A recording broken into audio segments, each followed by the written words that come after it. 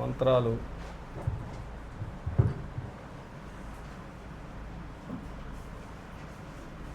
క్షుద్ర శక్తులు,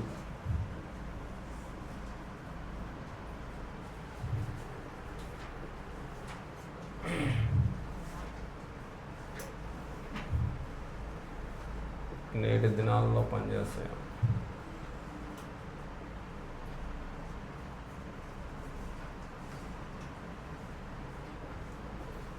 చెప్పండి అమ్మా.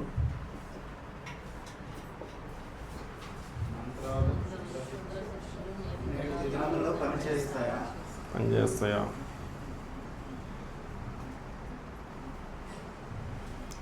మంత్రాలు, క్షుద్రశక్తులు నేటి దినాల్లో పనిచేస్తాయా?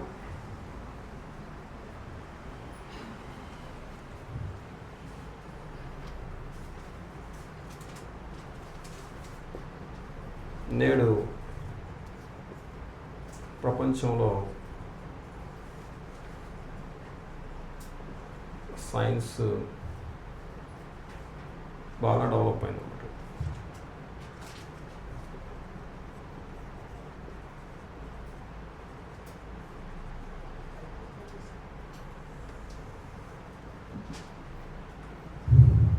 అయినా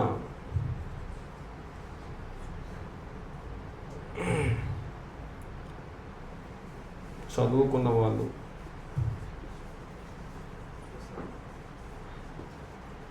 చదువు లేని వారు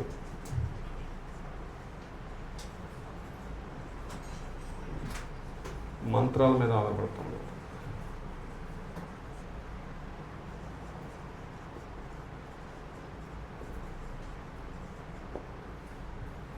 మంత్రాల మీద ఆధారపడుతున్నారు ఇప్పటికీ చాలామంది.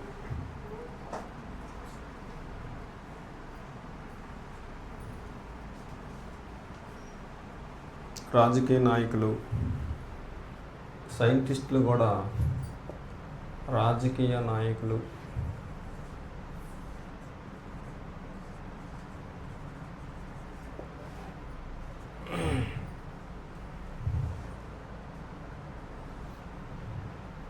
సైంటిస్టులు కూడా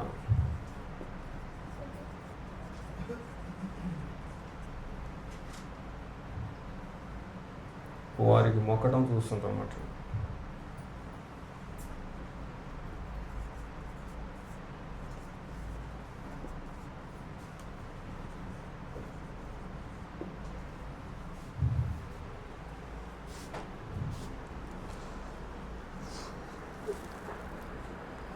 సత్యసాయి ఉన్నప్పుడు, సత్యసాయి అనే ఆయన దేవుడా కదా అన్నదన్న మనిషి, కానీ ఆయన కొన్ని విద్యలు చేస్తాడు. కొన్ని విద్యలు చేస్తాడా చేయడా? చేశాడు. ఇట్లా పెట్టి విభూది తీయటం, లేకపోతే లింగాలు తీయటం, నోట్లో గుంట, ఇదో చేస్తుంటారు అన్నమాట. అయితే ఇదంతా ఒక తాంత్రికం, ఇదంతా ఒక హిప్నటిజం అన్నమాట. అయితే ప్రపంచాన్ని నేను దేవుడిని అని నమ్మించాడు. నమ్మించేసి ఆయన రకరకాలుగా ఒక ప్రపంచ సామ్రాజ్యాన్ని ఏర్పాటు చేసుకున్నాడు. క్రికెటర్స్, రాజకీయ నాయకులు ఆయన దగ్గరకు పోయి ఆయనకు మొక్కారు చాలామంది. రాష్ట్రపతితో సహా సత్యసాయికి దండం పెట్టిన సందర్భాలు ఉన్నాయి. విల్సన్ గారు, అవును. అర్థం ఏంటి? సైంటిస్ట్ వెళ్ళి సత్యసాయి కాళ్ళకు మొక్కి, సచిన్ టెండూల్కర్ వెళ్ళి సత్యసాయి కాళ్ళకు బోర్లబడి నమస్కారం చేసి ఇది చేసిన సందర్భాలు మనం చూస్తుంటాం. కాబట్టి ప్రపంచంలో సైన్స్ బాగా డెవలప్ అయింది. అయినా సరే చాలామంది ఇప్పటికీ మంత్రాలపై ఆధారపడతారు అన్నమాట. ఇప్పటికీ మంత్రాలు, రాజకీయ నాయకులు పరిస్థితి అలాగే ఉంది, సైంటిస్టులు అలాగే ఉన్నారు, చాలామంది అలాగే ఇది చేస్తున్నారు అన్నమాట. మాంత్రిక శక్తి, ప్రపంచంలో మాంత్రిక శక్తి అనేది ఒట్టిదేది దేవునికి హేయం అనమాట అండి.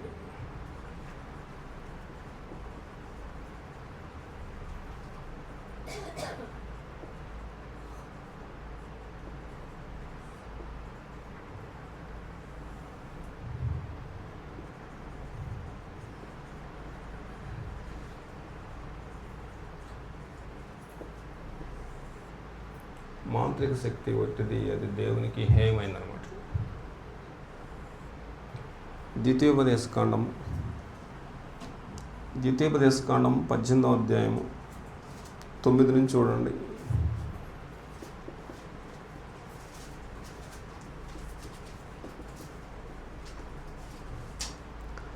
ద్వితీయోపదేశకాండం 18వ అధ్యాయం 9 నుంచి 12 వచనాలు. నీకిచ్చున్న దేశమున నీవు ప్రవేశించిన తర్వాత నేర్చుకోకూడదు. తన కుమారులైనను తన కుమార్తెనైనను అగ్నిగుండము దాటించు వారినైనను శకునము చెప్పు సోదగానైనను మేఘ శకునములను గాని సర్ప శకునములను గాని చెప్పువానైనను చిల్లంగి వానైనను మాంత్రికునైనను ఇంద్రజాలకునైనను కర్ణపిశాచి నడుగువానైనను దయ్యముల యొద్ద విచారణ చేయువానైనను మీ మధ్య ఉండనీయకూడదు. అసలు మీ మధ్యనే ఉండకూడదు అంటాడు దేవుడు. వీటిని చేయు ప్రతివాడు యెహోవాకు హేయుడు. అదండి, మంత్రాలు చేసే ప్రతి ఒక్కడు యెహోవాకు హేయుడు అన్నమాట. మంత్రాలు చేయు ప్రతి ఒక్కరూ దేవునికి హేయులు అన్నమాట. హేయులు అంటే అసహ్యులు. లేవియాకాండము 17వ అధ్యాయం 7వ వచనం.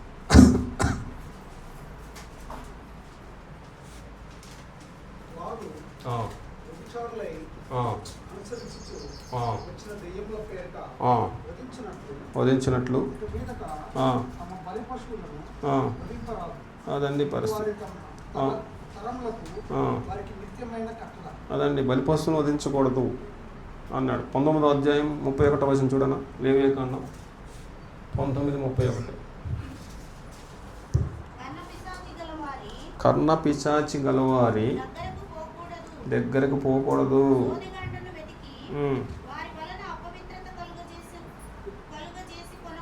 అదండి, బాప్తిసం తీసుకున్న తర్వాత, దేవుని నమ్ముకున్న తర్వాత అసలు మంత్రాల జోలి పోకూడదు. సోదెగాలని ఇంటికి పిలిచి అడగకూడదు. అసలు వాళ్ళ జోలి 25వ వచనం చూడమ్మా, 25వ వచనం. నేను మీ దేవుడైన యెహోవాను, తినకూడదు, శకునాలు చూడకూడదు అన్నమాట. అదండి పరిస్థితి. శకునాలు చూడకూడదు, మంత్రయోగాలు చేయకూడదు.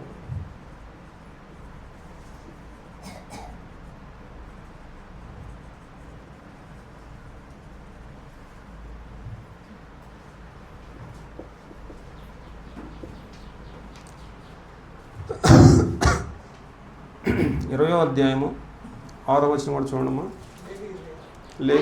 లేవియాకాండం 20వ అధ్యాయము.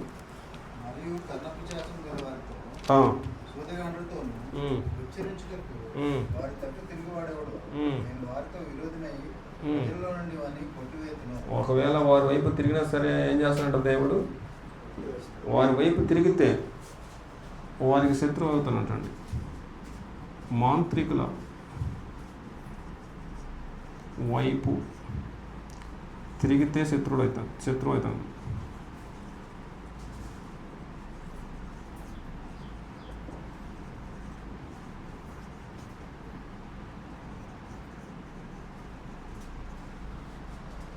కాబట్టి ప్రపంచంలో మాంత్రిక శక్తి అనేది ఒట్టిది, అంటే శక్తిహీనమైంది అనమాట అండి. ఒట్టిదంటే శక్తిహీనమైంది. అది కేవలం మనసుని భ్రమ పెట్టే తత్వమే కానీ అందులో ఒరిజినాలిటీ లేదు. 27వ వచనం కూడా చూడండి సార్, అక్కడ 27వ వచనం.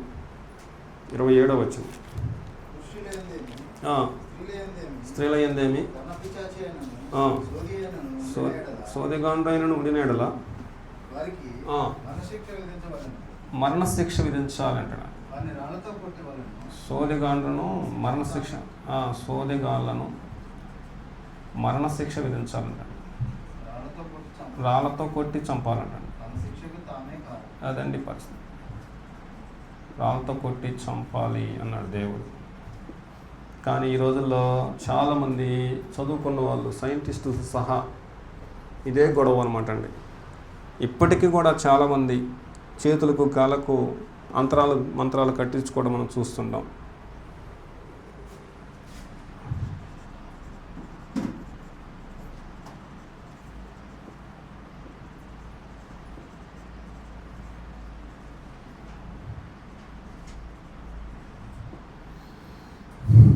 చెప్పండి పద్మ, ఈరోజు ఉన్న పాఠం మీరు చెప్పండి.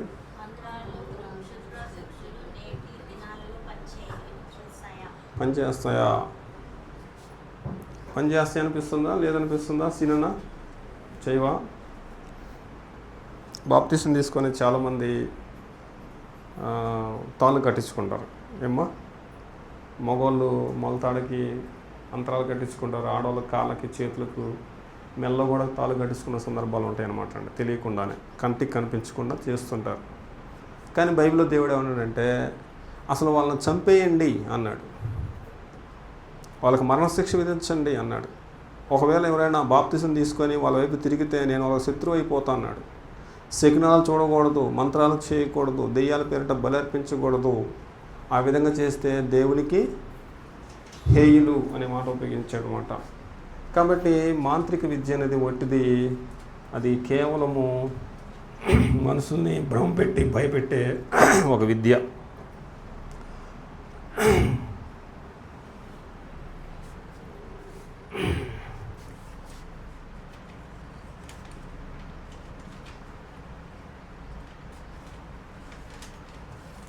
మాంత్రిక శక్తులపై ఆధారపడి నష్టపోయిన వారు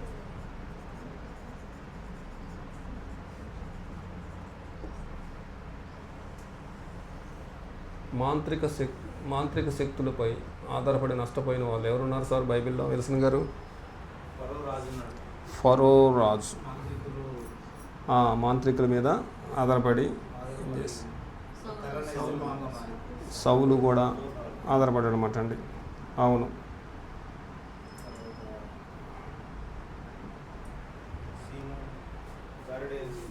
గారడి సీమోను, సౌలు, మీరన్నట్టు ఫరో చక్రవర్తి, తర్వాత మనష్షే రాజు, తర్వాత ఇంకెవరున్నారు?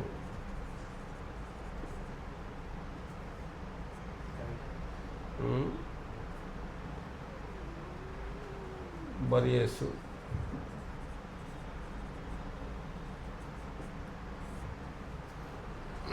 ద్వితీయోపదేశ చూడండి. దినవృత్తాంతాల రెండో గ్రంథం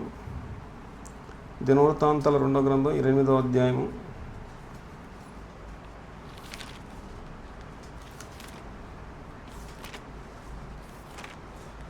దినవృత్తాంతాల 2వ గ్రంథం 8వ అధ్యాయం.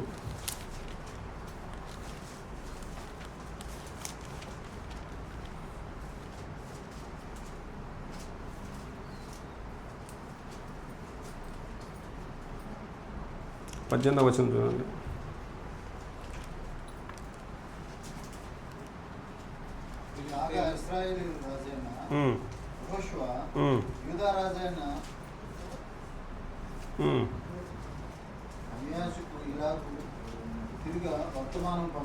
దినవృత్తాంతాల 2వ గ్రంథం 2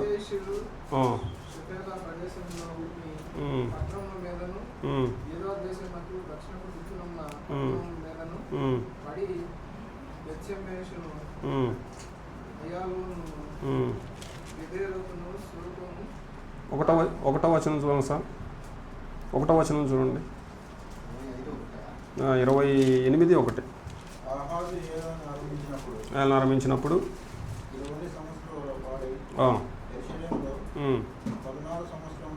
ఏలెను. అతడు తన పితరుడైన దావీదు వలె యెహోవా దృష్టికి యథార్థముగా ప్రవర్తింపలేదు. అతడు ఇశ్రాయేలు రాజుల మార్గమునందు నడిచి బయలుదేవతల రూపముగా పోతరికములను చేయించెను. మరియు అతడు లోయందు రూపం వేసి ఇశ్రాయేలీయుల ఎదుట నుండి యెహోవా వేసిన జనులను ఏప్రిల్ చొప్పున తన కుమారులను అగ్నిలో దహించను. అదండి పరిస్థితి. ఇతడు నష్టపోయాడు. దినవృత్తాంతాల 2వ గ్రంథం 33వ అధ్యాయము 6వ వచనం. 33వ అధ్యాయం 6వ వచనం. బెనహిన్నోము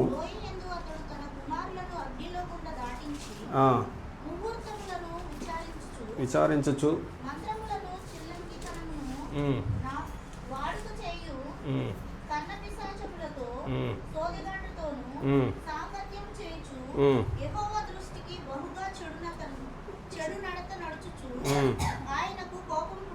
ఎవరితను? మనష్షే రాజు అనమాట. 1వ వచనం చూడండి. మనష్షే ఏలనారంభించినప్పుడు. కాబట్టి ఈ రాజు ఎవరు ఈ పనులు చేసిందంటే మనష్షే రాజు అనమాట. మనష్షే చిల్లంగితనం చేయించాడు, కర్ణపిశాచ శక్తులను, సోదెగాండను సాంగత్యం చేశాడు, దేవునికి వ్యతిరేకంగా జీవించి నష్టపోయాడు అనమాట మనష్షే. అలాగే సమూయేలు రాసిన మొదటి గ్రంథం 28వ అధ్యాయము. సమూయేలు రాసిన మొదటి గ్రంథము 28వ అధ్యాయము. సమూయేలు రాసిన మొదటి గ్రంథము 28వ అధ్యాయము.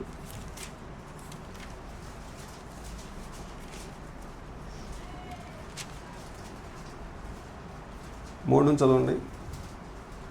సమూయేలు మృత్యుండగా ఇశ్రాయేలు అతని గురించి విలాపం చేసి రామా అను అతని పట్టణంలో తనని బాధపెట్టింది. మరియు సౌలు కర్ణపిశాచము గల వారిని, చిల్లంగి వారిని దేశంలో నుండి వెళ్ళగొట్టి ఉంది. ఫిలిష్తీయులు దండెత్తి మనుష్యులు దిగగా సౌలు ఇశ్రాయేలందరినీ సమకూర్చారు. వారు గిల్బోవాలో దిగిరి. సౌలు ఫిలిష్తీయుల దండును చూచి మనస్సునందు భయకంపమున్నది. యెహోవా యొద్ద విచారణ చేయగా యెహోవా స్వప్నం ద్వారానైనను సూర్యు ద్వారానైనను ప్రవక్తల ద్వారానైనను ఏమీయు సెలవేయకుండెను. అప్పుడు సౌలు నా కొరకు కర్ణపిశాచముల యొద్ద ఒక స్త్రీని కనుగొనండి. అదిగోండి. కాబట్టి ఈ విధంగా కర్ణపిశాచి స్త్రీని కనుగొని ఆమె దగ్గరకు పోయి సౌలు ఆవిడ దగ్గర ఆధారపడి విచారణ చేసిన సందర్భం మనం చూస్తాం. ఈ విధంగా నష్టపోయాడు సౌలు. చివరికి తను రాజ్యం పోయింది, సింహాసనం పోయింది, అధికారం పోయింది, కుటుంబం కూడా సర్వనాశనం అయిపోయింది అన్నమాట. యెషయా గ్రంథం 47వ అధ్యాయం 10 నుంచి 13 వచ్చిన. యెషయా గ్రంథము 47వ అధ్యాయం 10 నుంచి 13 వచ్చిన చూడండి. నీ చెడుతనము ఆధారం చేసుకొని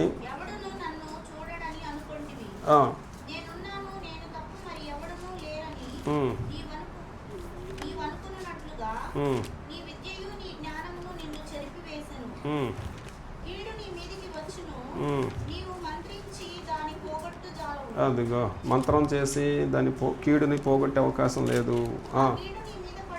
ఆ కీడు నీ మీద పడును, నివారించలేవు. అది నివారించలేవు అంటే అర్థమైంది, ఆపలేవు, పోగొట్టలేవు అనమాట. అంటే నీ బాల్యం నుండి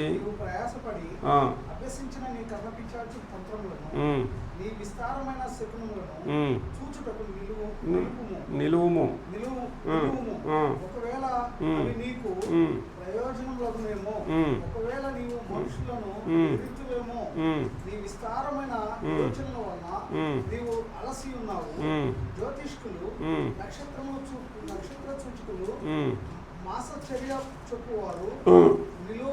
నిలువబడి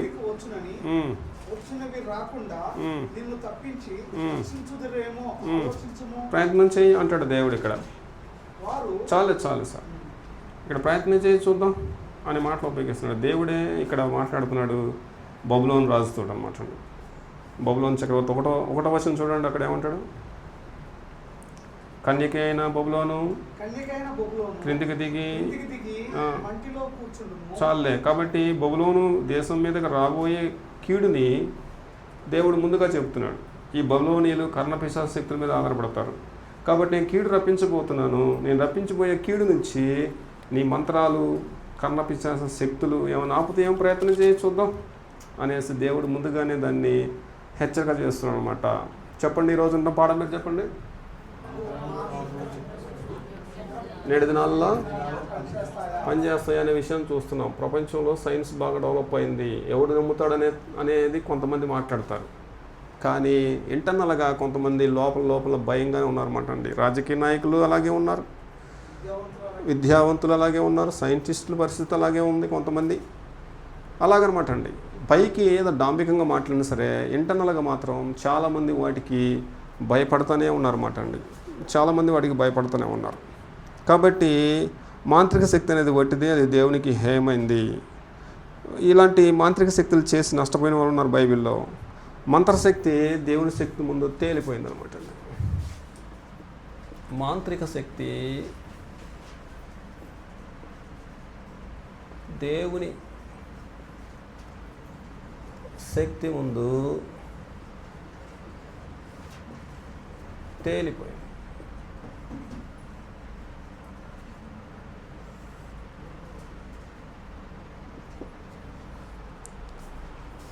మాంత్రిక శక్తి దేవుని శక్తి ముందు తేలిపోయింది అనమాట. నిర్గమకాండము 7వ అధ్యాయము 10వ వచనం. నిర్గమకాండము 7వ అధ్యాయం 10 నుంచి చూడండి 12వ వచనం దాకా. కాబట్టి మోషే అహరోనులు ఫరో యొద్దకు వెళ్ళి యెహోవా తమకు ఆజ్ఞాపించినట్లు చేసిరి. అహరోను ఫరో ఎదుటను అతని సేవకుల ఎదుటను తన కర్రను పడవేయగానే అది పాము అయిపోయింది. అప్పుడు ఫరో తన విద్వాంసులను మాంత్రికులను పిలిపించెను. అలాగూ చేశారు. పడవేసినప్పుడు అది పాములైంది కానీ మింగివేయగా మరి ఎందుకని ఆ పాములు ఈ పాముని ఏం చేయలేకపోయినాయి? ఇప్పుడు మోసే పాముని ఈ మాంత్రిక విద్యల యొక్క శక్తుల పాములు ఏం చేయలేకపోయినాయి? ఎందుకనన్నా అతను బాబన్న అవి కేవలం శక్తిహీనమైన అన్నమాట.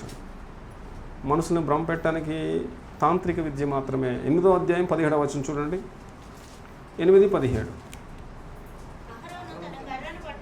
అహరోను తన కర్రను పట్టుకొని ఆ దేశపు ధూళిని కొట్టినప్పుడు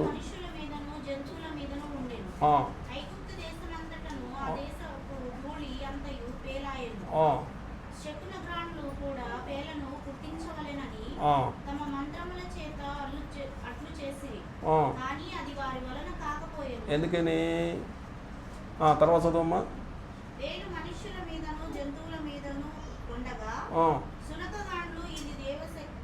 ఇది దైవ శకునగాండ్రు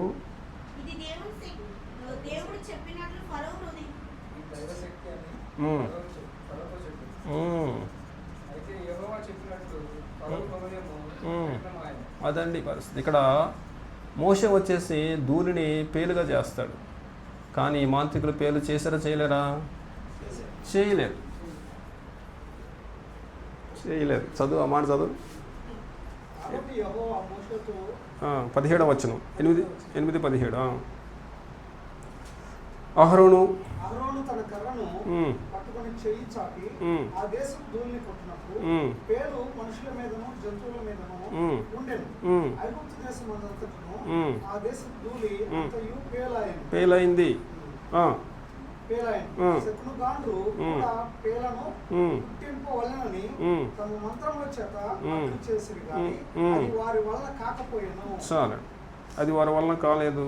ఎందుకని కాలేదు? వాళ్ళ పవర్ లేదు కాబట్టి. వాళ్ళ పవర్ లేదు కాబట్టి వాళ్ళు ఏమంటారంటే ఇది దైవశక్తి మోషే దగ్గర ఉంది, మా దగ్గర ఆ శక్తి లేదు కాబట్టి మేము చేయలేము అనేసి చేతులు ఎత్తేస్తారు. ఆ రోజు దానియేలు గ్రంథంలో 2వ అధ్యాయంలో నెబుకద్నెజరుకి ఒక కళ వచ్చింది. ఏం కళ వచ్చింది సార్? ప్రతిమ కళ. నెబుకద్నెజరుకి ఒక కళ వచ్చింది. కళ వచ్చినప్పుడు మాంత్రికులు శకునగాండ్రు మొత్తం వచ్చేస్తారు. 3వ వచనం చూడండి. 2వ అధ్యాయం 3వ వచనం. నేను ఒక కలగన్నాను. ఆ కల భావమును తెలుసుకొనవలెనని నేను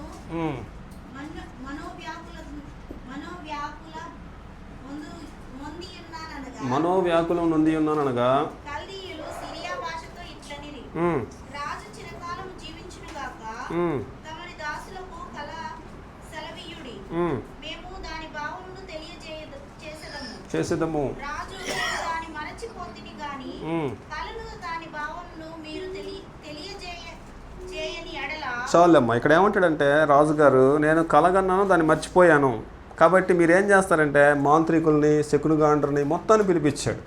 ఏం సార్ విల్సన్ గారు? మొత్తాన్ని పిలిపించి ఏమంటాడు అన్నమాట, కళ చెప్పండి, కళ బాగుంది చెప్పండి అంటారు. ఎవరైనా చెప్పారా? ఎవరు చెప్పారు అన్నమాట? అక్కడ దానియేలు ఒక్కడే చెప్పాడు అన్నమాట. కాబట్టి దానియేలు మాత్రమే చెప్పగలిగాడు, మాంత్రికులు చెప్పలేకపోయారు అన్నమాట. దీన్ని బట్టి మనకి ఏమర్థమవుతుందంటే వాళ్ళు కేవలం బతకటానికి వారు నేర్చుకున్న ఒక విద్య, హిప్నటిజం అనమాట, అంతేగాని మాంత్రిక శక్తిలో ఎలాంటి శక్తి లేదు. అపోస్తుల కార్యములు 8వ అధ్యాయం 9వ వచనం. సీమోను ఒక మనుషుడు లోగడ ఆ పట్టణంలో గారడి చేయుచు, తానెవడో ఒక గొప్పవాడని చెప్పుకొనుచు సమరయ జనులను విభ్రాంతి పరుచుండెను. కొద్దివాడు మొదలుకొని గొప్పవాడు మటుకు అందరూ దేవుని మహాశక్తి అనబడిన వాడు ఇతడే అని చెప్పుకొనుచు అతని లక్ష్య పెట్టారు. అతడు బహుకాలం గారడీలు చేయొచ్చు విభ్రాంతి పరిచినందున వారు అతని లక్ష్య పెట్టారు. అయితే ఫిలిప్పు దేవుని రాజ్యం గూర్చి యేసుక్రీస్తు నామం గూర్చి సువార్త ప్రకటించుండగా వారు అతన్ని నమ్మి పురుషులను స్త్రీలను బాప్తిసం పొందారు. అప్పుడు సీమోను కూడా నమ్మి బాప్తిసం పొంది ఫిలిప్పును ఎడబాయకుండి సూచక్రియలను గొప్ప అద్భుతములను జరుగుట చూసి విభ్రాంతి నొందాడు. అదండి పరిస్థితి. కాబట్టి ఎందుకు అతను బాప్తిసం తీసుకున్నాడు? ఎవరు బాప్తిసం తీసుకున్నారు ఇక్కడ? సీమోను. అంతకుముందు ఏం చేసేవాడు? గార్డెన్ చేసి మంచి పేరు సంపాదించుకున్నాడు అక్కడ ప్రాంతంలో. అమ్మో, ఇంత గొప్పవాడు లేడు అనుకున్నారు. కానీ అతడే ఆ గారడీలు మానేసి బాప్తిసము తీసుకున్నాడు. ఎందుకు? మరి అక్కడే ఉండొచ్చు కదా. ఏం పద్మ, అక్కడే ఉండొచ్చు కదమ్మా. వాటిని మానేసి వదలకి వచ్చి బాప్తిసం తీసుకోవాల్సిన పని ఏమొచ్చింది ఆయనకి? వ్యర్థమని తెలిసింది. 8వ అధ్యాయం 18వ వచనం చూడండి. అక్కడ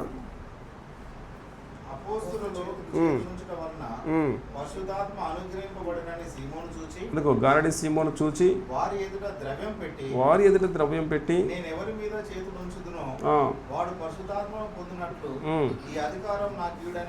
నాకు ఈడని అడిగాను. నీవు ద్రవ్యమిచ్చి దేవుని వరమును సంపాదించుకొనునని తలంచుకున్నందున నీ వెండి నీతో కూడా నశించును గాక. కాబట్టి దీన్ని బట్టి మనకి ఏమర్థమైంది? అతను కేవలం డబ్బు కోసము గాడీలు నేర్చుకున్నాడు, మనుషులకి ఏదో జిమ్మిక్కులు చేశాడు. ఆ జిమ్మిక్కులు మనుషులు విభ్రాంతి నుండి అతని గొప్పవాడని ఏదేదో కానుకలు ఇచ్చేశారు.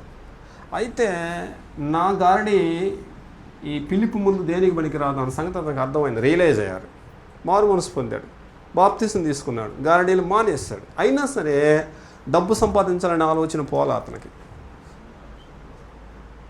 ఏదో రకంగా డబ్బు. అందుకే అక్కడ ఏమంటాడంటే, నేను కూడా చేతులు ఎవరి మీద అయితే పెడతానో వారికి వరం ఇచ్చేటట్లుగా. ఇప్పుడు ఈ వరము ఇవ్వడానికి డబ్బులు ఎవరికి ఇచ్చారన్నమాట? అపోస్తలుకి ఇచ్చాడు. ఇతనికి బాప్తిసం ఇచ్చింది ఎవరు? ఫిలిప్పు. బాప్తిసం ఇచ్చింది ఫిలిప్పు, చేతులు పెట్టింది అపోస్తలు. అపోస్తలకి ఫిలిప్పుకున్న తేడా ఏందనమాట? ఫిలిప్ దగ్గర లేని శక్తి అపోస్తల దగ్గర ఉంది. కాబట్టి డబ్బులు వీళ్ళకి ఇస్తే నాకు ఫిలిప్ కంటే గొప్ప వరం వచ్చింది అనుకున్నాడు. డబ్బులు తీసుకుని వాళ్ళ చేతిలో పెట్టేస్తాడు. కాబట్టి అతను చేసిందంతా కూడా జిమ్మిక్కు, గారడి, మనుషులను నమ్మించి డబ్బు సంపాదించే ప్రయత్నం చేశాడు. ఈరోజు వాళ్ళు చేసేది కూడా అదే అనమాట. మేము మంత్రాలు చేస్తాం, మీకున్నదంతా పోయిద్ది అంటాడనమాట. నిజంగానే పోయిద్ది, డబ్బులు వదిలించుకుంటాం కదా, అలాగనమాట. దానివల్ల ఏం జరగదు. ఒక అమ్మాయికి జ్వరం వచ్చింది. జ్వరం వస్తే డాక్టర్ దగ్గర మందులు వాడుతుంది. యాంటీబయాటిక్ వాడటం వల్ల బాడీలో ఉన్న రక్త కణాలు మంచి బ్యాక్టీరియా చచ్చిపోయింది, చెడు బ్యాక్టీరియా కూడా చచ్చిపోయింది. చెడు బ్యాక్టీరియా కోసం మనం యాంటీబయాటిక్ వేస్తాం, దాంతోపాటు మంచిది కూడా చచ్చిపోతే బాడీ ఆటోమేటిక్గా నీరసం అయిపోయింది. నీరసం అయిపోయి సన్నంగా అయిపోయింది. ఆ అమ్మాయికి టైఫాయిడ్, మలేరియా లేకపోతే ఇంకేదో ప్రాబ్లం వచ్చినప్పుడు సన్నంగా అయిపోయి నోరంతా సవబడిపోయి తినబుద్ధి కాక ఆవిడ శక్తిహీనురాలు తయారైపోయింది. ఒక 10 రోజులకి నా జ్వరం ఉందనుకో, 10-15 రోజులు మన వాళ్ళు ఏం చేస్తారంటే వెంటనే సోదరులను పిలిపిస్తారు. ఏందో మా అమ్మాయికి 15 రోజుల నుంచి జ్వరం వస్తుంది సార్, తగ్గట్లేదు అని చెప్తారు. వాళ్ళు ఏం చెప్తారన్నమాట అండి, ఆ అమ్మాయి ఒక తొక్కింది అక్కడ, అందుకే అక్కడ అరుముకున్నది, అందుకే ఇది పోవట్లేదు, నువ్వు మందులో అయినా సరే పోదు. మరి ఎట్ట పోయింది సార్ అంటే 5,000 రూపాయలు పెడితే ఇక్కడ నేను పెట్టిస్తానంటే 5,000 రూపాయలు, 5,016 రూపాయలు పెడితే నేను ఒక అంతరం వేస్తాను, దెబ్బమ్మడ పోయింది అంటాడు. నీకు డబ్బులు గుల చేస్తాడు ఆయన.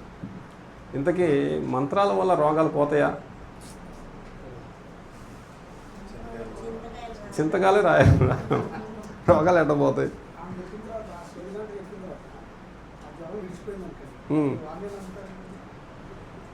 అయితే ఏం చేద్దాం మనం? అయితే ఏం చేద్దాం? జ్వరం విడిచిపోతే వాళ్ళు దాన్ని నమ్ముతారంటాం. అయితే నీ క్వశ్చన్ ఏంది అక్కడ?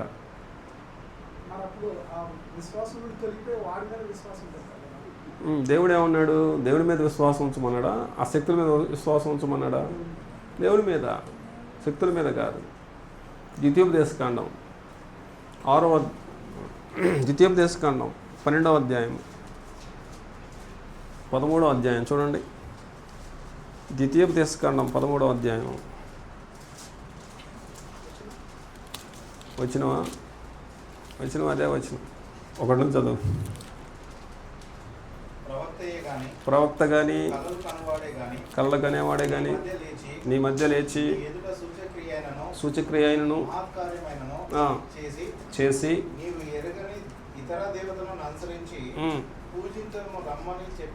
చెప్పిన ఎడల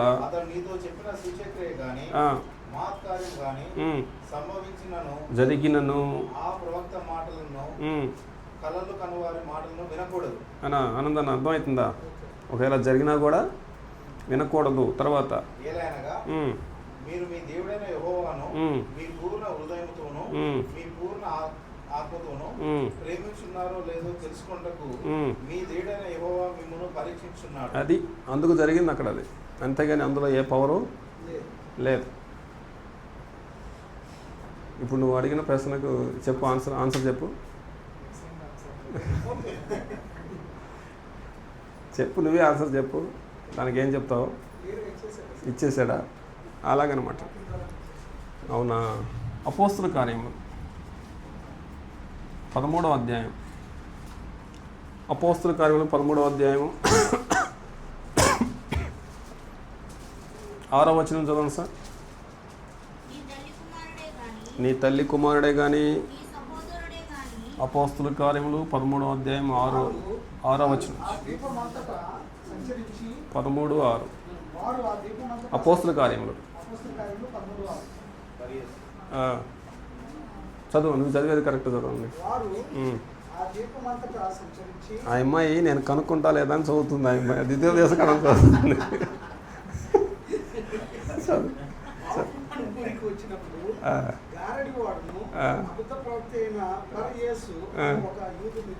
చూచిరి ఇతడు వివేకము గలవాడై తెగ్గి పౌలు అను అధిపతి యొద్ద నుండును. అతడు బర్నబా సౌలును పిలిచి దేవుని వాక్యము వినగోరెను. అయితే ఎలుమ ఆ అధిపతిని విశ్వాసము నుండి తొలగింపవలెనని ప్రయత్నం చేసి వారిని ఎదిరించెను. ఎలుమ అను పేరునకు గారడి వాడని అర్థం. ఇక్కడ ఒక గారడి వాడు ఉన్నాడు. అందుకు పౌలు అనబడిన సౌలు పరిశుద్ధాత్మతో నిండిన వాడై అతన్ని తేరి చూసి, ఆ గారడి వాడిని తేరి చూసి సమస్త కపటంతోనూ సమస్త దుర్మార్గంతోనూ నిండిన వాడా, అపవాది కుమారుడా, సమస్త నీతికి విరోధి, నీవు ప్రభు యొక్క తిన్నని మార్గములు చెడగొట్టుట మానవ ఇదిగో ప్రభువు తన చెయ్యి నీ మీద ఎత్తి ఉన్నాడు. నీవు కొంతకాలము గుడ్డివాడవై సూర్యుని చూడకుందు అని చెప్పెను. మబ్బులు చీకటియు అతని కమ్మెను కనుక అతడు తిరుగుచు ఎవరైనా చెయ్యి పట్టుకుని నడిపింతురా అని వెతుకుచుండెను. అంతటా ఆ అధిపతి జరిగిన దానిని చూసి ప్రభువు బోధకు ఆశ్చర్యపడి విశ్వసించెను. అదండి పరిస్థితి. ఇంతకీ సౌలుకి గారడివాడికి మధ్య సంభాషణ జరిగింది. గారడివాడు ఏం చేస్తుంటాడు అనమాట, గారడీలు చేస్తుంటాడు. సౌలు ఏం చేస్తుంటాడు, సువార్త సేవ చేస్తుంటాడు. ఇప్పుడు అది మధ్య జరిగినటువంటి సంభాషణలో ముదిరిన తర్వాత సౌలు ఆజ్ఞాపిస్తే అతని కళ్ళు పోయినాయి. కళ్ళు ఉన్నాయా, పోయినాయా? మరి అతను కూడా ఏదైనా చేయొచ్చు కదా, ఇతన్ని కళ్ళు తెచ్చుకోవచ్చుగా అవసరమైతే. లేకపోతే ఇతనికి కళ్ళు పోగొట్టచ్చు కదా అతను నిజంగా శక్తి ఉంటే. కాబట్టి అందులో శక్తి ఉందా లేదా రత్న బాబన్నా?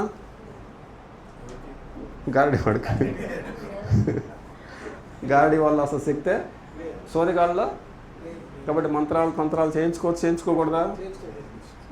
అదే అపోస్తుల కార్యం 19వ అధ్యాయం 13వ వచనం చూడండి. అపోస్తుల కార్యములు 19వ అధ్యాయం 13వ వచనం. కనాన్ దేశంలో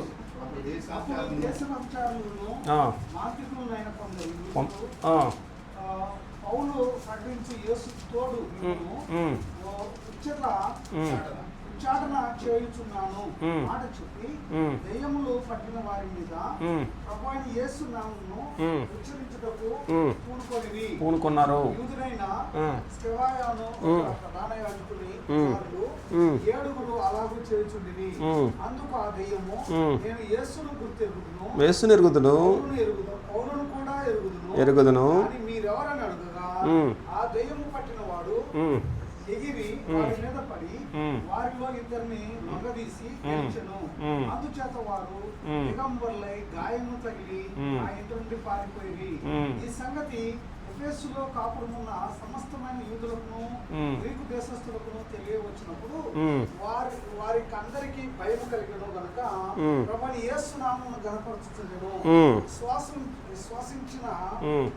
విశ్వసించిన వారు అనేకులు వచ్చి తాము చేసిన వాటిని తెలియజేసి ఒప్పుకున్నారు. మరియు మాంత్రిక విద్య అభ్యసించిన వారు అనేకులు పుస్తకములు తెచ్చి అందరి ఎదుట వాటిని కాల్చివేసిరి. ఎందుకు? లెక్క చూడగా వాటి వెల 50,000 నుండి వెండి రూకలాయను. అదిగో ప్రతాపన ఎన్ని పుస్తకాలు కాల్ చేశారంట? 50,000 రూపాయల వెండి రూపాయలు అంటండి. వెండి రూపాయలు. ప్రతాపన ఎప్పుడు ఇది? పౌలు కాలంలో, అంటే ఇది మొదటి శతాబ్ద కాలంలో. మొదటి శతాబ్ద కాలంలో 1వ శతాబ్దంలో 50,000 రూపాయల వెండి కాలబెట్టారంటే ఇప్పుడు ఎంత అయింది ఖర్చు? ఇప్పుడు ఎంత అయింది? కోట్లలో ఉంటుందా? కోట్లలో ఉంటుంది. అంత ఖరీదైన పుస్తకాలు కాలబెట్టారంటే శక్తి ఉన్నట్టా లేనట్టా? వాళ్ళు చేతులు ఎత్తేస్తారు కదా. చూడండి ఒకసారి. మోషే ముందు మాంత్రిక శక్తులు తేలిపోయినాయి. మోషే ముందు అక్షుద్ర శక్తులు ఏం చేయలేకపోయినాయి. దానియేలు ముందు తేలిపోయినాయి. గారడి సీమోను అది వదిలేసేసి బాప్తిసం తీసుకున్నాడు. అలాగే ఇక్కడ ఇంకొక గారడివాడు కళ్ళు పోగొట్టుకున్నాడు. ఇక్కడ వీళ్ళు వచ్చేసి 50,000 రూపాయల పుస్తకాలు కాల్ చేశారు. ఈ పుస్తకాలన్నీ వేస్ట్. వీటి వల్ల ఏం ఉపయోగం లేదు. కాబట్టి మాకు కూడా బాప్తిసం వేయండి అనుకుంటూ వచ్చారంట పౌలు దగ్గరికి. వాళ్ళు కూడా బాప్తిసం తీసుకోలేదు సార్? బాప్తిసం తీసుకున్నారు. ఎందుకు తీసుకున్నారు మరి వాళ్ళు? అందులోనే పవర్ ఉంటే, అందులోనే శక్తి ఉంటే కదా. అది పరిస్థితి. తర్వాత చూడండి, ఇర్మియా గ్రంథం 29వ అధ్యాయము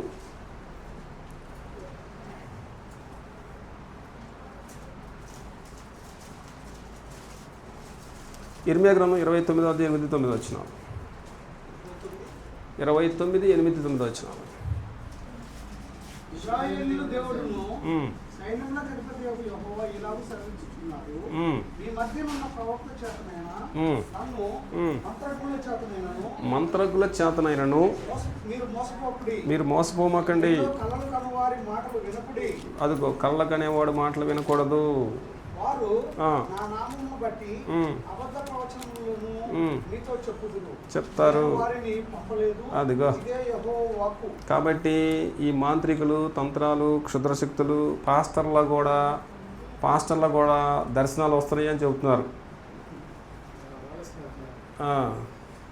కళ్ళు మూసుకుంటారు. ప్రతాపన ఏం చేస్తారు? కళ్ళు మూసుకుంటారు. కళ్ళు మూసుకొని, సార్ పాస్టర్ గారు మా ఇంటికి రండి, ఒకసారి మా ఇంటికి వచ్చి ప్రార్థన చేయండి సార్ అంటారు. ఆయన ఏం చేస్తారు? ఇంటికి వస్తారు. ఇంటికి వచ్చేసి కళ్ళు మూసుకొని ప్రార్థన చేసిన తర్వాత కాసేపు ఉన్న తర్వాత, విల్సన్ గారు మీ ఇంట్లో ఆ మూల నాకు ఏదో చీకటి కనపడుతుందని అంటాడు. ఇంతే, లైటే.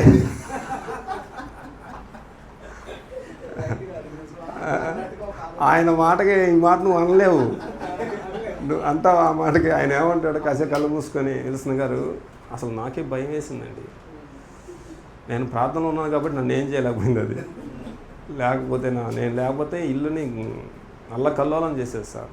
చీకటి అసలు ఎంత ఇది చేసిందంటే నన్ను అంటాడు.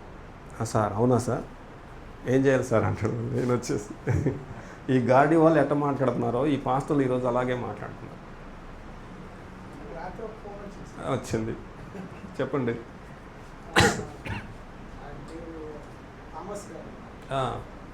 సహోదరు ఫోన్ చేసి మా సికింద్రాబాద్లో మా తండ్రి థామస్ గారు మీటింగ్లు కట్టినారు. ఎవరమ్మా నీ తండ్రి? దేవుడా థామస్ గారా అని అడిగారు. అడిగితే ఆత్మీయ తండ్రి కదా, మీకు ఆత్మీయ దయచేస్తుంది అని అడిగారు. అడిగితే అక్కడ ఫోన్ పెట్టేస్తుంది. చెప్పాను కథ ముందే, ఒకసారి మా అత్తయ్య స్వార్థంగా చెప్పాను, తండ్రి అని కానీ బోధకుడని కానీ పిలవకూడదు, సహోదరుడని పిలవాలని చెప్పి. రైట్, మంచి మాట మాట్లాడారు. ఈ రోజుల్లో ఎక్కువ డినామినేషన్ వాళ్ళు చెప్పు, నాతో చెప్పు.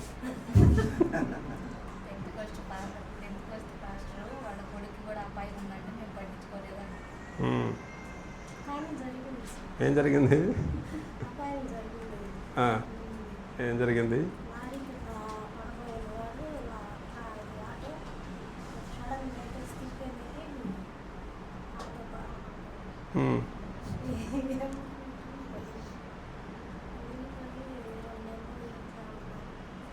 యాకోబు పత్రిక 4వ అధ్యాయం 14వ వచనం.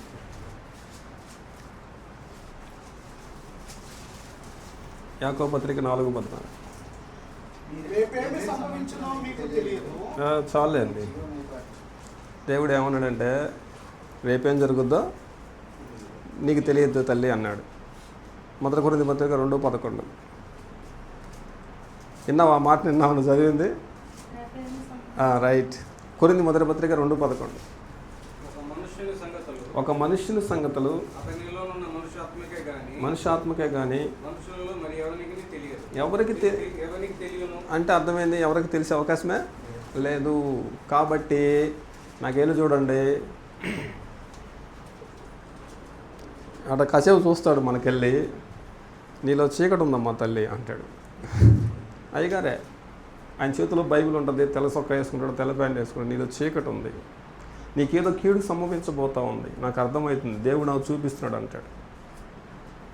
10,000 రూపాయలు కానుక పెడితే నేను ప్రార్థన చేస్తాను అంటాడు.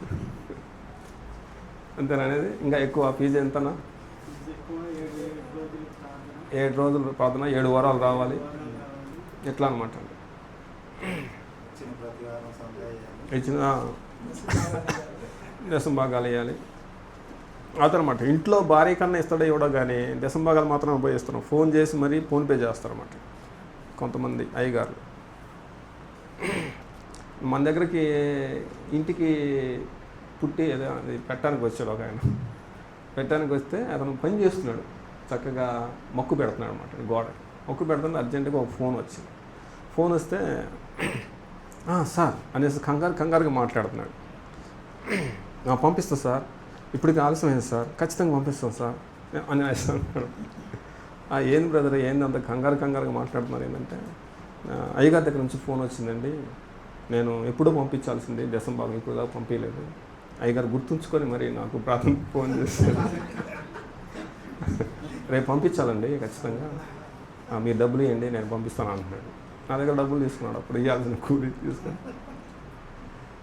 ఇంట్లో తిండి పెట్టడు సరిగ్గా, భార్య బిడ్డలకు సరైన ఫుడ్ ఉండదు, కానీ అక్కడ మాత్రం ఖచ్చితంగా టెన్షన్గా పంపిస్తుంటారు అన్నమాట. సహోదరి అప్సగూడలో వాట్సాప్ వీడియోలో కూడా వాళ్ళు వస్తున్నారు.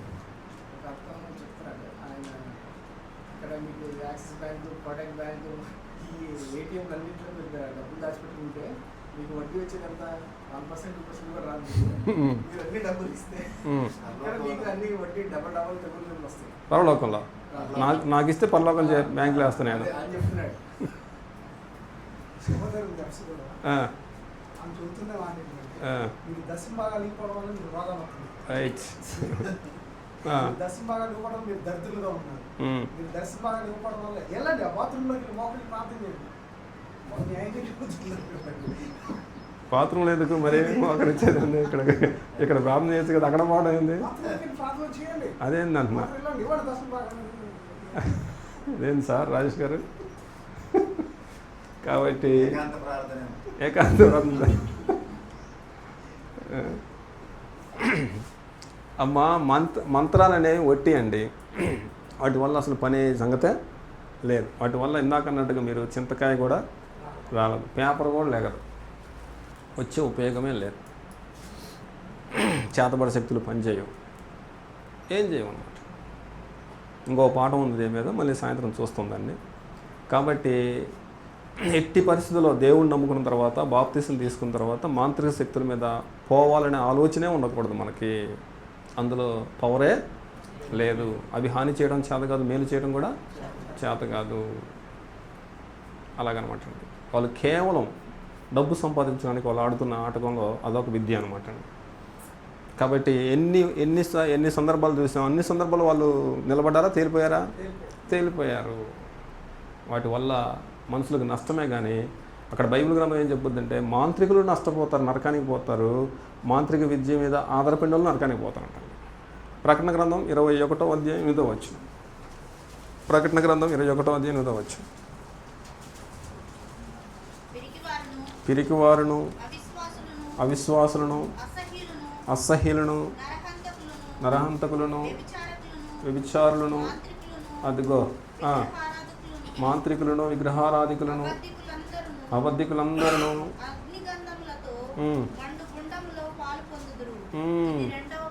అదండి పరిస్థితి. మొత్తం మాంత్రికులు నరకానికి వెళ్ళిపోతారు.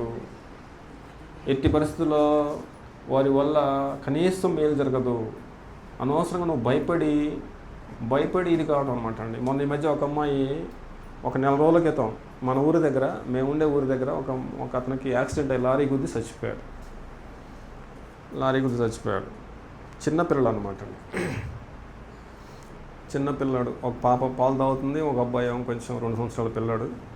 వాళ్ళ భర్త చచ్చిపోయాడు, వాళ్ళ అత్త ఉంది. వాళ్ళంట మొన్న 4 రోజుల క్రితం వాళ్ళు సోదెగాని పిలిచారంట. సోదెగాని పిలిచి సోది అడిగారంట. సోది అడిగితే అతను ఏం చెప్పాడంట, మీ ఇంటికి శని తగులుకుంది, అందుకే మీ ఆయన చచ్చిపోయాడు, కాబట్టి 4 రోజులు తిరగకముందే ఇంకొక శవం లేసుద్ది మీ ఇంట్లో, పెద్ద శవం లేసుద్ది అనేసి అన్నాడు. ఇప్పుడు ఆ అమ్మాయి నాకు ఏడ్చుకుంటూ ఫోన్ చేసింది, అన్న మొన్ననే మా ఆయన చచ్చిపోయాడు, నేను కూడా చచ్చిపోతానంట అనేసి ఏడుస్తుంది ఫోన్ చేసి. ఎవరు చెప్పారమ్మా అంటే, ఇలా సోదరుడు చెప్పాడన్న, మత్త వద్దు అంటే తీసుకొచ్చి పెట్టినది, అప్పటి నుంచి నాకు భయం ఇది అయిందనా, మరి ఏంది అన్న ఏం సంగతి అంటే, వాడి గురించి మీరు భయపడాల్సిన పనే లేదమ్మా అని చెప్పాను. వాటి గురించి మీరు భయపడాల్సిన పనే లేదు, అవి వాటి వల్ల జరిగే కార్యక్రమే కాదు, మీకు ఏ హాని జరగదు, చక్కగా ప్రార్థన చేసుకోండి, మారు మనసు పొందండి, బాప్తిసం తీసుకోండి, దేవుని మీద ఆధారపడండి అని చెప్పారన్నమాట. నెమ్మదిగా ఉంది ప్రస్తుతానికి. మన దగ్గరకు ప్రార్థనకు వస్తుంది వాళ్ళ ఆడబిడ్డ. ఆ అమ్మాయి చెప్పిందంట, మనకు ఫోన్ చేయకొస్తారు అనేసి, అందుకు ఫోన్ చేశారన్నమాట. ఇప్పుడు కొంచెం బాగానే ఉంది, మరి ఎలా ఉన్నారో తెలియదు, మళ్ళీ ఫోన్ చేయలేదు. 4-5 రోజుల క్రితం ఫోన్ చేశారన్నమాట. వాళ్ళు జోలిపోతే ఏదో గిలి పెడతారు మనసులో, ఏదో అనుమానం పెడతారు. ఈ అనుమానం ఏంటంటే గిలి పులి అయిపోయింది అనమాట. అనుమానం పెద్ద రోగం అంటారు చూసారా. చెప్పండి. ఇప్పుడు మీరు చెప్పిన దానికి అంటే ఇప్పుడు అనుమానం పెడతారు అనేది అన్నారు కదా. సో సేమ్ ఇప్పుడు జనరేషన్స్ వైజ్ 90sలో ఎక్కువ శాతం తుల్లి తెల్లద్దు, పిల్లి, క్రాసులు ఎద్దు, ఇంకా ఇటువంటి చాలా చాలా ఉన్నాయి. కొన్ని వాటిలో సైంటిఫిక్ ఉన్నా కూడా వాటిని వీళ్ళు ఇలా మార్చారు. అంటే ఇప్పుడు పేడాలు గీతే పురుగులు రావని ఇలాంటివి ఉన్నాయి. కానీ దాన్ని వాళ్ళు ఎలా చేశారు, వేరే విధంగా చేశారు. ఇప్పుడు అది ఏమైంది, స్లోగా జనరేషన్స్ వైజ్ మనం ఫాలో అయినా అవ్వకపోయినా అందరికీ అనేది అది అంటుగా వచ్చేసింది. మీ టేక్ ఏంటి దాని మీద, మీరేమంటారు, ఎలాగా ఓవర్కమ్ చేయొచ్చు, లేదంటే ఏంటి అసలు మీరేమనుకుంటున్నారు? ఎందుకంటే ఇప్పుడు నేను అవి చెప్పిన అయ్యి ఉండొచ్చు, కానీ కొన్ని సైంటిఫిక్ కూడా కొన్ని ఉన్నాయి. నాకు ప్రతాప్ గారు, రాజేష్ గారు ఆయన చెప్పింది మళ్ళీ చెప్పండి ఒకసారి. రాజేష్ గారు 30 years బ్యాక్ వేపాకు కట్టడం కానీ, పేడాలు కట్టడం కానీ, ఇతర వాళ్ళు చేయడం వల్ల, అంటే వేపాకు వల్ల యాంటీబయాటిక్ రాకుండా ఉండడం, అవి తప్పే లేదు, ఇప్పుడు కూడా కట్టుకోవచ్చు. వాటి వల్ల వాటిని కొన్ని కన్వర్ట్ చేసి వేరే రకం మార్చారు. దాన్ని బట్టి మీ అభిప్రాయం? కొన్ని ఇప్పుడు తుమ్మితే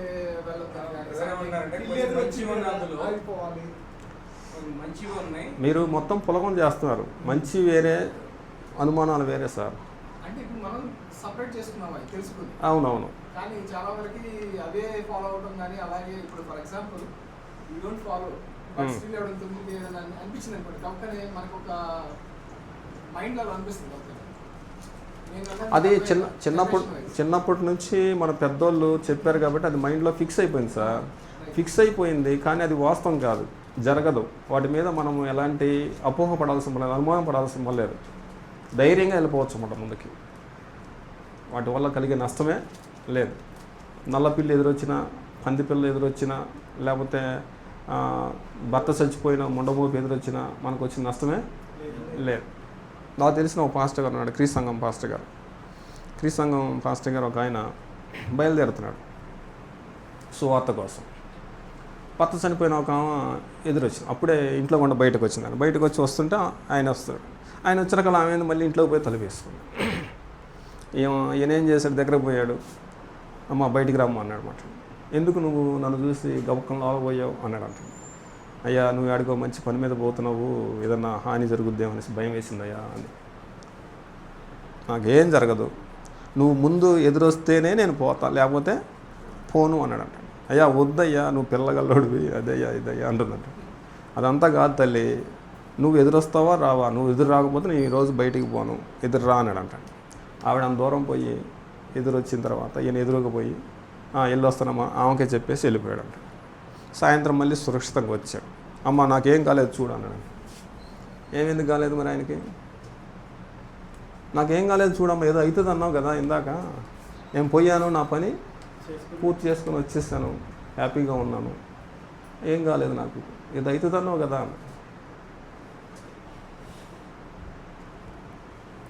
మొన్న ఒక ఎస్ఐ రోడ్డు మీద కొబ్బరికాయ కొట్టారు, రోడ్డు మీద పసుపు వేస్తారు, రోడ్డు మీద ఏదో చేస్తారు.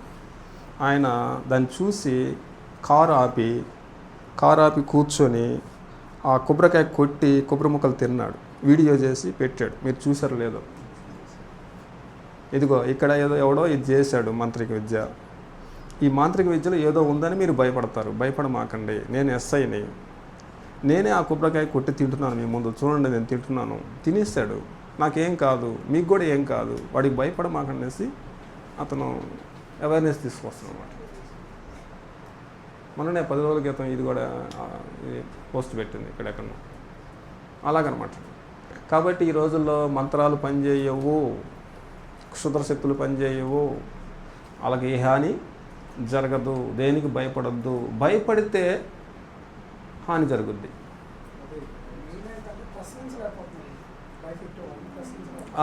అదే భయపెట్టేవాడిని ఇందాక దేవుడు ఏమన్నాడు, అసలు చంపేయండి అన్నాడు. ఇప్పుడు మనం ఏం చేయాలంటే వాటిని అసలు వాళ్ళని ఎలగొట్టాలి.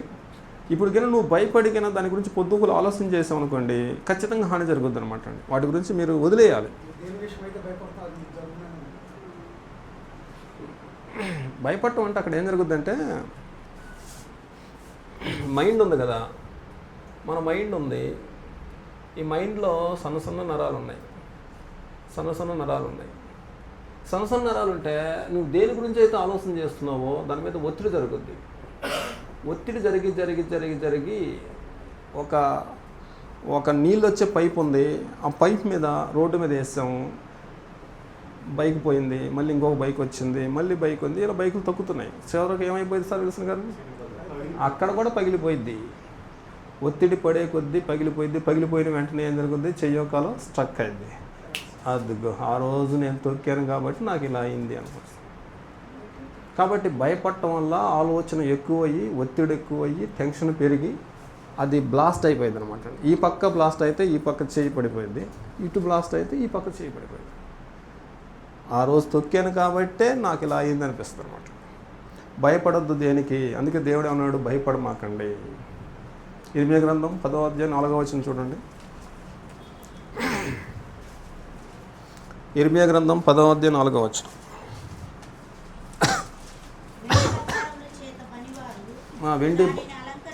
దేన్ని? విగ్రహాన్ని. వెండి బంగారం చేత పనివారు విగ్రహాన్ని అలంకరిస్తారు. అది కదలకు ఉండినట్లు దాన్ని నిలుపుతారు. తాడి చెట్టు తిన్నగా ఉన్నవి, పలుకవు, నడువు నేరవు. ఆ విగ్రహాలని మోయాల్సి వచ్చింది. వాటికి భయపడమాకండి. హాని చేయడం చేత కాదు. అది అసలు హాని చేయడం చేత కాదు, మేలు చేయడం కూడా చేత కాదు. అసలు వాడికి భయపడాల్సిన పనే లేదు. ధైర్యంగా ఉండండి. నా దేవుడు నాకు తోడుగా ఉన్నాడు, నాకు ఏ హాని జరగదు అనే ధైర్యంతో దేవుని మీద ఆధారపడాలి. అదండి పరిస్థితి. మనలో ఉన్న భయం పోయిద్ది, దేవుడు మనకు శక్తిని ఇస్తాడు. అలాగనమాట. భయం పోతే ఆటోమేటిక్గా నూతన పవర్ వచ్చేస్తుంది. మొన్న ఈ మధ్య నేను ఒక ప్రసంగం చేశాను ఒక ఊర్లో ఒక ప్రసంగం చేస్తే విల్సన్ గారు ఆ ఊర్లో ఒక అతను వచ్చి నా దగ్గరకు వచ్చేసి, సార్ మీరు ప్రసంగం విన్న కాడి నుంచి నాకు కొంచెం ధైర్యం వచ్చింది సార్ అన్నాడు. ఏం ధైర్యం వచ్చింది అన్న? నేను రాత్రి పడుకుంటే తెల్లారిన దాకా అసలు మనసు మీద నుంచి లేగనండి. 1 కానీ 2 కానీ వచ్చినా కూడా లేగను నేను. ఇంకా తెల్లారితేనే తెల్లంగా కనబడితేనే అప్పుడు లేస్తాను మనసు మీద నుంచి. ఈ మధ్యలో నన్ను ఇంకా లేపినా కూడా లేగను. నాకు అంత భయము నైట్ అంటే అన్నాడు. నువ్వు చెప్పిన తర్వాత ఎప్పుడు పడితే అప్పుడు లేస్తున్నాను సార్. ఎప్పుడు పడితే అప్పుడు లేస్తున్నాను సార్, అసలు నాకు భయం అనిపించట్లేదు అన్నాడు. అదండి పరిస్థితి. దెయ్యాలు లేవు, మాంత్రికులు లేవు, కర్ణపిశాచులు లేవు, క్షుద్ర పూజలు లేవు, ఏది మనకి ఏ అని జరగదు. దేవుడే, వాస్తులు లేవు, ఏం లేవు అనమాట. దేనికి భయపడకుండా ఎవరికి భయపడాలన్నమాట అండి? దేవునికి భయపడాలి. యెహోవా యందు భయభక్తులు కలిగినవాడు ధన్యుడు. అది పరిస్థితి. చెప్పండి, ఇంకేమైనా డౌట్ ఉంటే ఇందులో? ఏమ్మా గిఫ్ట్? ఏం సార్ సునీల్ మామ గారు చెప్పండి, ఏమైనా డౌట్ ఉందా ఇందులో? సాల్ట్ గురించి సాల్ట్ కూడా సాల్ట్ శ్రేష్టమైనది, దాని గురించి యూజెస్ అన్నీ చెప్పాడు. ఒకటి బైబిల్ రిలేటెడ్ వీడియోస్. సాల్ట్ దిష్టి తీయడము, ఇంట్లో సాల్ట్ కొంతమంది ఫాలో అవుతుంటారు, అది కరెక్టే. అందులో మాంత్రిక శక్తి ఏం లేదు సిస్టర్ గారు, మాంత్రిక శక్తి ఏం లేదు. దిష్టి తీయడం వల్ల మనకు వచ్చిన ప్రయోజనం ఏం లేదు. ప్రయోజనం అసలు తీయకూడదు, దిష్టి తీయకూడదు. దిష్టి తీసినంత మాత్రం దిష్టి తగలదు, చూసినంత మాత్రం దిష్టి తగలదు, చూసినంత మాత్రం చేత అన్నం అరగకుండా పోదు, చూసినంత మాత్రం మనకి ఏ హాని జరగదు, అసలు దిష్టే తగలదు. ఈ తీయటం వల్ల మనిషికి వచ్చే ప్రయోజనం లేదనమాట అండి. కానీ అది చెడు బ్యాక్టీరియాని ఆకర్షించే పవర్ ఉంది. అది ఏది? కల్లుప్పులో నెగిటివ్ ఎనర్జీని ఇది రిసీవ్ చేసుకునే. అంతేగాని ఒక నిమ్మకాయ కానీ, నిమ్మ చెక్కలు కానీ, లేకపోతే పసుపు కానీ, లేకపోతే ఈ కల్లుప్పు కానీ, ఎండిమిరపకాయలు వద్దు మళ్ళీ, కల్లుప్పు కానీ, వాటికి నెగిటివ్ ఎనర్జీని అంటే లోపల ఉన్న చెడు బ్యాక్టీరియాని, వైరస్ని ఆకర్షించే పవర్ ఉందన్నమాట. కాబట్టి వాటిని అప్పుడప్పుడు అక్కడక్కడ పెట్టుకోవడం తప్పులేదు. ఇది ఏదో మాంత్రిక అన్నట్టు కాదు, ఓకేనా? ఫ్రిడ్జ్లో పెట్టడం వల్ల, లేకపోతే కూరగాయల్లో కల్లుప్పు వేసేసి నానబెట్టడం వల్ల వాటిలో ఉన్న విషం అంతా లాగేస్తుంది. కూరగాయలు ఉన్నాయి అనుకోండి, ఇప్పుడంతా విషం. ఈ విషం అనే కూరగాయలు ఏం చేయాలి, ఒక పావు గంట సేపు వేడి నీళ్ళ పెట్టేసి కల్లుప్పు వేసాం అనుకోండి, అవి ప్యూర్ అయిపోతాయి, ఒక 80% ప్యూర్ అయిపోతాయి అనమాట. అందులో ఏంటి, ఆ విషం అంతా లాగేస్తుంది ఆ కల్లుప్పు, దాన్ని తీసేసి శుభ్రం చేస్తాం అనమాట. అదే వంకాయలు కోసినప్పుడు కూడా కల్లుప్పు వేస్తారు మనల్ని. కాబట్టి వాటిలో ఉన్న పవర్ అది అలా ఉపయోగపడుతుంది సైంటిఫికల్గా, అంతేగాని మాంత్రిక విద్య వల్ల జరిగేది కాదనమాట. ఓకేనా. పసుపు యాంటీ బ్యాక్టీరియల్ పనిచేస్తుంది. దానివల్ల కొంచెం ఇంటి ముందు ఇందాక ప్రతాప్ చెప్పినట్టు కల్లేపు చల్లుకోవచ్చు, పేడ నీళ్ళు చల్లుకోవచ్చు. ఇప్పుడు వాతావరణం చేంజ్ అయ్యేటప్పుడు లేనిపోని అన్నీ ఇంట్లోకి వస్తుంటాయి అనమాట అండి. ఇంట్లోకి వచ్చేటప్పుడు కల్లాపు అనేది మనకు ఉపయోగపడుతుంది కొంత. అది మాంత్రిక సంబంధించిందేం కాదు. సార్ ఇంకోటి ఏంటంటే అంటే వేరే ప్రాంతాలు ఇచ్చినాడు కానీ కొంతమందికి ఏదో తొక్కిచ్చాడు అందుకే విచిత్రం ప్రవర్తిస్తున్నాడు, అది సంథింగ్ ఉంది కదా. దీనిలో కూడా కొంచెం సైంటిఫిక్ ఏంటంటే అల్జిమేరియస్ అనే డిసీజ్ ఉంది. అల్జిమేర్ ఓకే. సో అది కూడా అది ADHD అనేది కొన్ని ఇవి న్యూరలాజికల్గా ఎఫెక్ట్ చూపిస్తే దానివల్ల ఏంటంటే వాళ్ళు మర్చిపోతారు, వాళ్ళు డిఫరెంట్గా మాట్లాడటం కానీ అది జరుగుతుంది. దాన్ని దీనికి లింక్ చేసి వీళ్ళు ఇలా చేశారు. లేదు, అసలు మాంత్రిక శక్తుల వల్ల కాదు సార్. ఒకటి ఏంటంటే మైండ్లో వచ్చే హార్మోన్స్ ఇన్బ్యాలెన్స్ వల్ల కొంతమంది పిచ్చిగా మాట్లాడతారు తప్ప వాతావరణం చేంజ్ అవ్వడం వల్ల అనుకోకుండా. అంతేగాని మాంత్రిక శక్తుల వల్ల మనసుకు నష్టం జరగదు, మేలు జరగదు, హాని జరగదు, వాటి వల్ల వచ్చే ప్రయోజనమే లేదు. ఒకవేళ నువ్వు బాప్తీసం తీసుకొని ఎవరికి తెలియకుండా పోయి వాటి మీద ఆధారపడ్డామా నష్టపోతావు. మాంత్రిక విద్య చేసేవాళ్ళు వాటి మీద ఆధారపడే వాళ్ళు కూడా నరకానికి వెళ్ళిపోతామని చెప్పేసి. ఇవన్నీ విలేజ్లోనే ఉంటాయి కానీ డెవలపింగ్ కంట్రీస్లలో అట్లా ఉండదు. డెవలప్ అయిన కంట్రీస్లో కాదు, సిటీస్లో కూడా ఉన్నాయి, హైదరాబాద్లో కూడా ఉన్నాయి. కామన్ పీపుల్ వెళ్తారు కానీ కలెక్టర్ చదువులేని వాళ్ళు ఎక్కువ వాళ్ళు రహస్యంగా పోతారు, వాళ్ళు నీకు చెప్పిపోరు కదా. వాళ్ళు చదువుకున్న వాళ్ళు కూడా ఉన్నారు సార్. చదువుకున్న వాళ్ళు కూడా చాలామంది పోతారు. అర్ధరాత్రి పూట యేసు ప్రభు దగ్గరికి నికోదేముగా అర్ధరాత్రి పోయినట్టు పోతారు కొంతమంది. ఇది సార్ ఈవెన్ ఐటీ వర్క్ చేసేవాళ్ళు కూడా కొంతమంది హిందూస్తో మాట్లాడారు. వాళ్ళు కూడా సింపుల్గా ఉంటారంటే రైస్ బ్యాక్ కన్వర్షన్స్ అంటారు. వాళ్ళకి రిజల్ట్ రియాలిటీ ఏం తెలియదు. అవునవును ఓన్లీ వాళ్ళు వాట్సాప్లో కానీ ఎక్కడైతే న్యూస్ అంటున్నారు అవునవును దాన్ని బిలీవ్ చేస్తారు. అంతే ఎక్స్ప్లోర్ చేసేది కూడా లేదు. కాదు చదువుకున్నంత మాత్రం అన్నీ వస్తాయని వాళ్ళ చేతులకి కాళ్ళకి అన్నీ ఉంటాయి, తాళ్ళు ఉంటాయి, నల్ల తాళ్ళు ఉంటాయి, ఎర్ర తాళ్ళు ఉంటాయి, అన్నీ ఉంటాయి అన్నమాట. ఏది సాఫ్ట్వేర్ జాబ్ హోల్డర్స్ కూడా కొంతమందికి వాళ్ళకి ఇంటర్నల్గా ఒక రకమైన ఫియర్ ఉంటుంది అనమాట. కాబట్టి ఆ సిటీస్లో ఉన్నంత మాత్రం లేకుండా లేదు అందరికీ.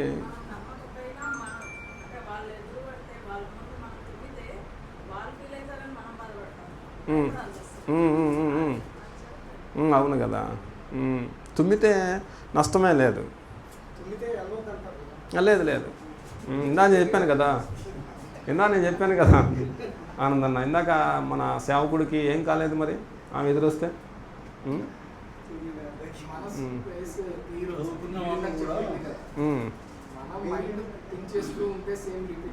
రిపీటెడ్గా దానివల్ల నష్టం జరుగుతుంది కానీ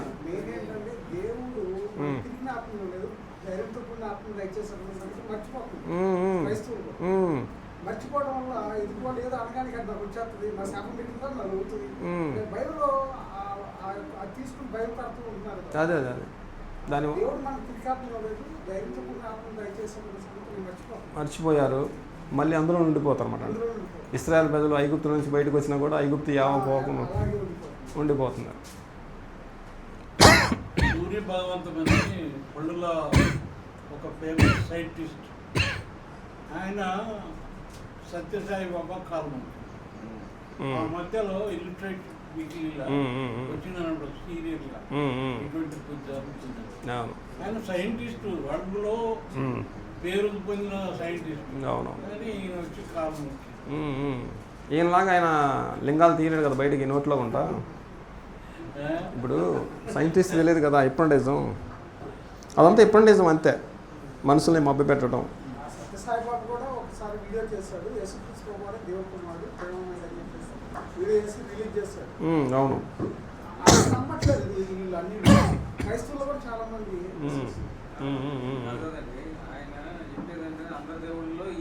ఈయన ఒకడు అనేది ఈయన కూడా దేవుడే. అంగీకరించలేదు అందరిలో చెప్పాడు. ఏంటంటే బలహీనమైన క్రైస్తవుల్ని ఆయన తరపు తిప్పుకోవడానికి అని. అంటే ఈయన కూడా ఆకర్షించడానికి, అంటే ఈయన కూడా యేసు ప్రభు అంటే ఇష్టమే అనేసి ఈయన దగ్గర మనం కూడా పోవచ్చు అనే తత్వం కోసం. రైట్, పెట్టుకున్న పేరు మన లైఫ్ ఉండదు, పేరు మార్చాల్సినంత నెసెసిటీ లేదు. మార్చాలి, పేరు మార్చాలి ఖచ్చితంగా, బాప్తిజం తీసుకుంటే పేరు మార్చుకోవాలనే నెసెసిటీ లేదు. పేరు నీ మీద ఎఫెక్ట్ చూపించదు. న్యూరాలజీ, దాని న్యూరాలజీనా దాన్ని ఏమంటారు సార్? ఆస్ట్రాలజీ, సంఖ్యాశాస్త్రం, న్యూమరాలజీ ఏమీ పని చేయదు అన్నమాట. సార్ నేను ఒకటి అడగొచ్చా? చెప్పండి. అపవాదికి కూడా దేవుడు అధికారం ఇచ్చాడు కదా. అది కూడా మరి ఈ కార్యక్రమాల్లో పాల్గొని చెల్లిపోయిందిగా మరి. ఊరుకునిద్దాం మరి జనాలు బ్రతుకుతా ఉంటే ఈ నమ్మకుండా. అందుకే కదా రెచ్చగొట్టేది. నమ్మేవాళ్ళు, దేవుడు నమ్మేవాళ్ళు 2% అంటే మిగతా వాళ్ళు 98% ఉన్నారు కదా. దేవుడు నమ్ముకున్న వాళ్ళు 2% ఉన్నారు. ఇప్పుడు మన భారతదేశంలో 4% ఎంత సార్? 5 ఎంత ఉన్నారు? మిగతా వాళ్ళందరూ కూడా అపవాది సంబంధలే కదా. ఈ 4%, 5%లో కూడా 1% ఒరిజినల్ 1%, మిగతా వాళ్ళందరూ కూడా డూబే. ఏది క్రీస్తు కూడా. క్రీస్తు బాప్తిసం తీసుకున్నంత మనం కదా అందరూ హృదయపూర్వకంగా తండ్రిని ఆరాధిస్తుంటానికి లేదు. వీళ్ళు ఒరిజినల్స్ 1% కూడా ఉంటారో లేదు గ్యారెంటీ చెప్పలేము అన్నమాట. కాబట్టి మిగతా వాళ్ళందరూ సాతాను రాజ్యంలో ఉన్నారు, సాతాను చెప్పినట్టే అంటున్నారు. ఇంకా వీళ్ళని కూడా ఆకర్షించడానికి యేసు ప్రభువుని కూడా లాగడానికి ప్రయత్నం చేసింది. మనల్ని కూడా లాగొద్దు, చచ్చిపోయేంత వరకు మన కోసం ప్రయత్నం చేస్తూనే ఉంటారు. ఎవరిని వదిలిపెట్టే అవకాశమే లేదు. మరి ఇప్పుడు మనకి ఇష్టమైన వ్యక్తులు చనిపోయినప్పుడు వాళ్ళ జ్ఞాపకాలు మళ్ళీ మనకి గుర్తొచ్చినప్పుడు భయపడతారు కదా సార్, అదంతా భ్రమేనా? భోజనం చేసిన తర్వాత దాని గురించి వస్తుంది, టాపిక్ వస్తుంది. దాని గురించి ఒక పాఠం ఉంది వస్తుంది. దాని తర్వాత నేను చెప్పాను ఇందాక